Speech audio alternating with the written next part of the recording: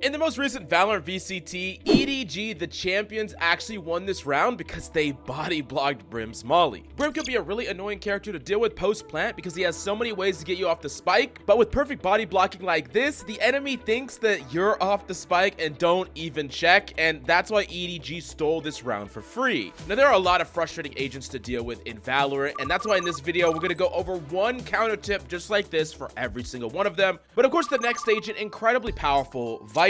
And I think that there are two things that are super powerful up against Viper. Number one is phantom weapons or weapons that don't have a tracer. It's really difficult to navigate through a lot of Viper's smokes, and especially Viper's ultimate when you're rocking something like a Vandal, for instance. So especially when she has that ult, I would highly suggest the Phantom. So there's no tracer around, so you can actually spray through and check a lot of space inside her ultimate. And then the second thing is actually buying a shorty on those ult rounds. Especially, there is a lot you can do with the shorty inside of Viper's ult. No one can see each other very well, and the shorty is going to be able to confirm any kill that you run into. And we see this with a lot of pros where they actually take advantage of a Viper's ultimate to navigate to where they want to inside the smoke and kill somebody with the shorty. Super strong thing to do. Now, countering any agent on this list can be really difficult if you don't have great aim, and developing great aim can take a long time, especially if you don't know the right strategies to get that aim as quickly as possible. But the SkillCapped website has everything you need in our aim god course, whether it's training, practicing peaks, or just getting better mechanical skill. We have so many resources to help you develop your aim as quickly as possible, and with our money back guarantee, if you don't climb, you don't pay. So what are you waiting for? Check it out right now down below. Now, number 3 is Omen, and there's a couple of things that you need to keep track of with Omen. Number 1 is make sure that you know when an Omen has ultimate. Omens will often lurk pretty aggressively and then be able to cut off a lurk or a rotation, teleport, grab the spike, and plant. This is a very common strategy, and being prepared for it means you can either cut it off or not fall into a lurk trap that Omens like to set. But the next character we got to talk about is Killjoy, and really for Killjoy, you need to make sure that you are actively clearing lanes of her utility. I think it's really easy to just want to avoid sites that Killjoy is on, but oftentimes if you can spend the time to clear out some of her utility on a site, break her turret, and make her play on site, make her actually be an active participant in stopping you, this can make other people rotate to her site. This can open up the map, and whether you rotate, re-hit, lurk through mid, whatever from there, making sure to deal with a lot of her utility is actually really important to open up that map. Now, Cypher's the next agent, and he can be really frustrating to deal with, especially on the maps where the trips make you walk into them if you want to kill them. And I'll say that Cypher is extremely good when players are trying to route one lane. You really want to spread the lanes as much as possible. If you have some form of an ability that can destroy the trips, that can be fantastic. But if the Cypher's mixing up where he's placing, or if you don't have that agent, then you really want to open up the fight. You want to take through mid, you want to wrap around, you want to make sure that you're attacking from multiple angles and actually creating multiple lanes or line of sights between the people that are entering from main and like an off angle, so that the Cypher has a much more difficult time playing off of a lot of his utility. Next up is Sova, and I want you to note the placements of recon darts. Oftentimes Sovas will have like 1 or 2 lineups where the darts are going to enter the same place every time. So if you're ready to shoot it, you can make sure that you kind of mitigate a lot of that value that he's getting on many of his executes, or you play in a position that doesn't get covered by that dart, and then you can quickly re-enter the space after the dart fades so that you can potentially timing the enemy. Next up is Sage, and I think especially when we're in post-plant situations, you got to be really careful of facing a Sage solo, because if you haven't seen them use their wall, they're going to be able to cut off your line of sight and then stick the defuse, and it could be a really difficult thing to beat if you're not prepared for it. But next up, we do got to talk about Phoenix, and I really do think that up against Phoenix, especially Phoenix players that are constantly farming orbs on like a map like Bind, you want to make sure that you're not allowing the Phoenix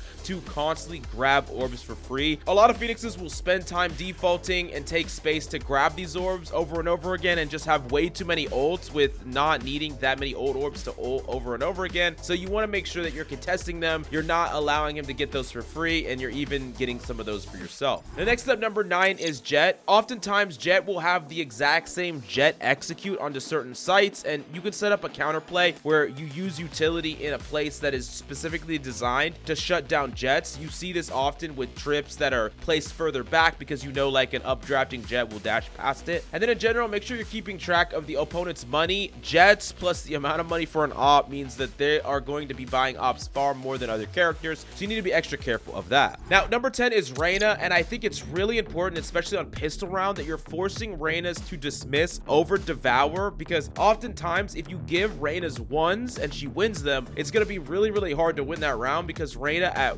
150 with the ghost, being able to further that advantage throughout the rest of your team, it's just going to be really hard to deal with. So oftentimes you want to fight her as a duo. Even if she gets 1 kill and dismisses away, she doesn't get to actually get 2 kills worth of value, and she has to reposition, and that's the best case scenario versus her. But number 11, Raze, the difficult thing up against an alarm bot is whether or not to shoot the alarm bot and try to kill the person swinging, or if you would rather just hold for the person swinging you and tank the alarm bot. Especially if there's an enemy that is right around the corner, odds are they're going to swing very quickly past the alarm bot, because they know that you're not going to be able to flick up in time. And in that case, you would much rather tank the alarm bot and actually win the duel with good crosshair placement. It seems counterintuitive, but oftentimes if enemies are right around the corner, they're way more likely to swing alongside their alarm bot instantly. And number 12, Breach, a character that you're going to want to play counter flash against a lot more. It's a character that is going to flash and clear most corners, and it would be a really good idea that you actually play someone specifically anti-flash. So if you're 2 people on site, one of you are actually playing so that you don't get flashed no matter what, and then you turn and potentially protect the person that was flashed on site. And it's also really important that you're careful of the setup locations for some of your utility, like Killjoy lockdown, or even like a Sova drone setup.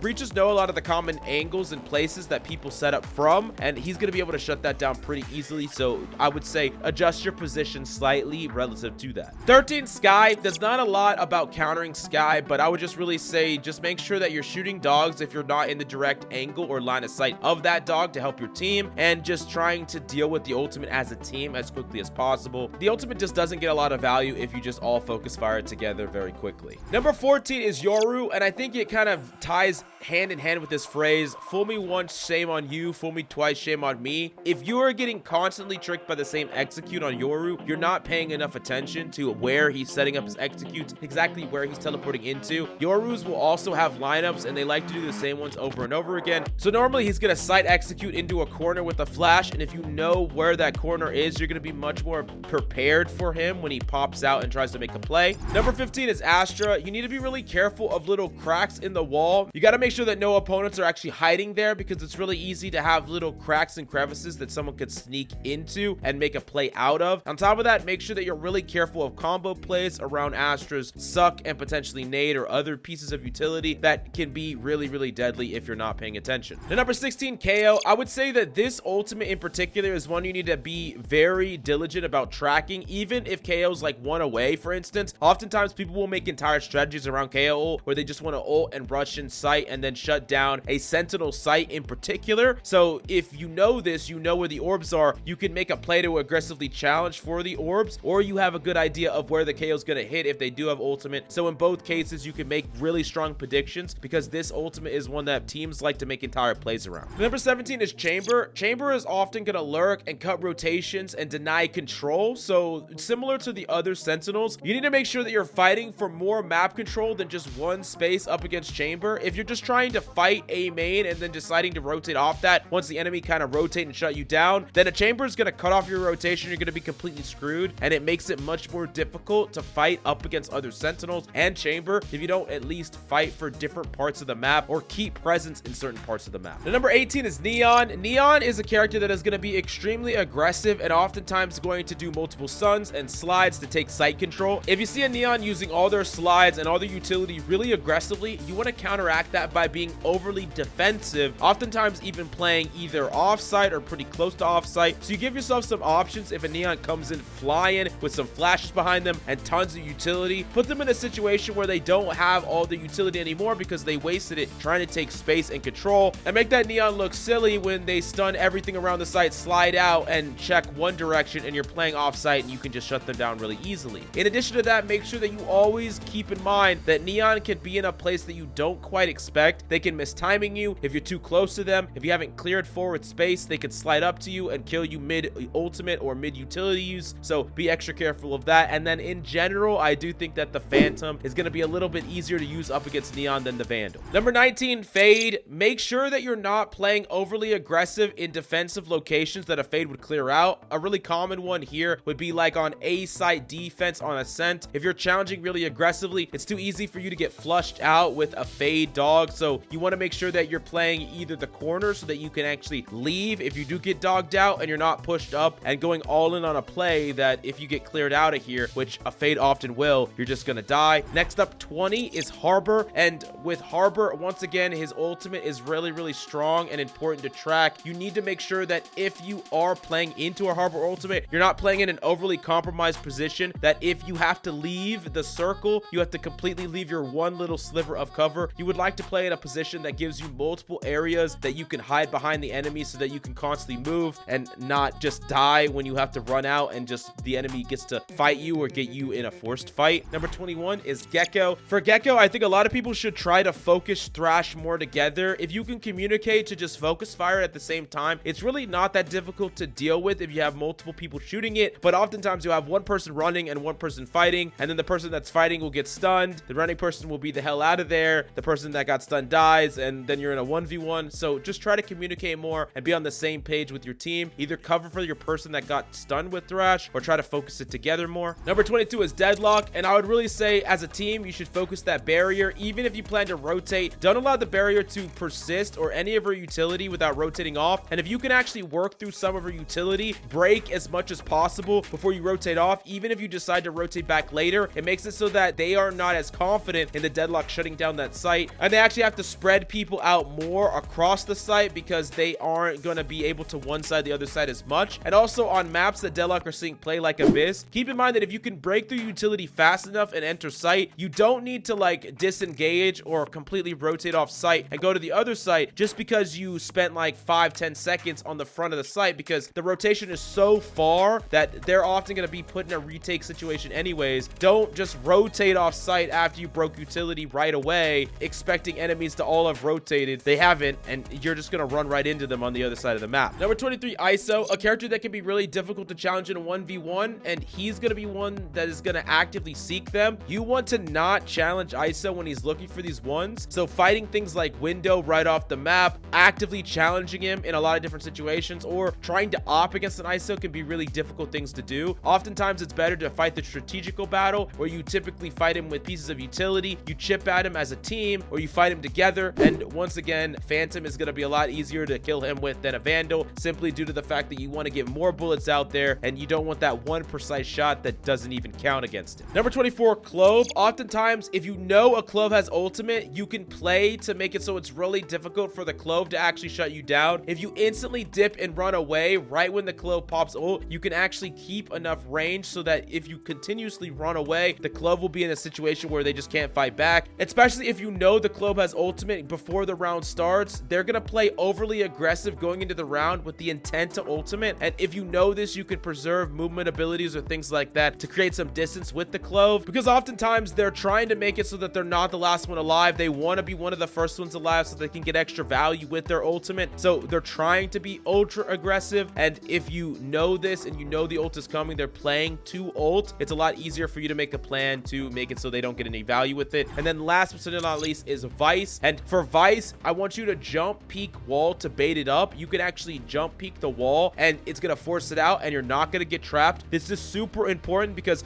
you know, the wall can deny you plants, the wall can trap you in the enemy backline or whatever the case may be. So any opening, any crevice, any place you think there's a Vyse wall, you could definitely jump peek to bait it out and you will not get trapped by it anymore. Anyways, these are the tips that I got for you to counter every Valorant agent. But if there is more that you want to share with people about how to counter certain characters, definitely let us know in the comments down below, and check out SkillCapped right here. Thank you, and we'll see you next time.